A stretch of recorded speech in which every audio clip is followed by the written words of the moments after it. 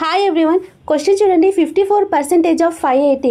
So ఇలా ఇచ్చినప్పుడు general method కాకుండా అడ్వాన్స్ మెథడ్ ఎలా చేయాలో చూద్దాం.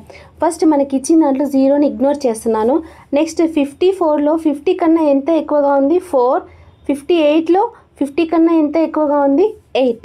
సో ఈ 8ని 54కి యాడ్ చేస్తున్నాను. సో ఏమవుతుంది 54 + 8 62. నెక్స్ట్ బై 2 చేస్తున్నాను. So 31. Half of the answer వచ్చేసింది. నెక్స్ట్ 4 × 8 32. నెక్స్ట్ 0 కూడా యాడ్ అవుతుంది. సో పర్సెంటేజ్ కాబట్టి బై 100.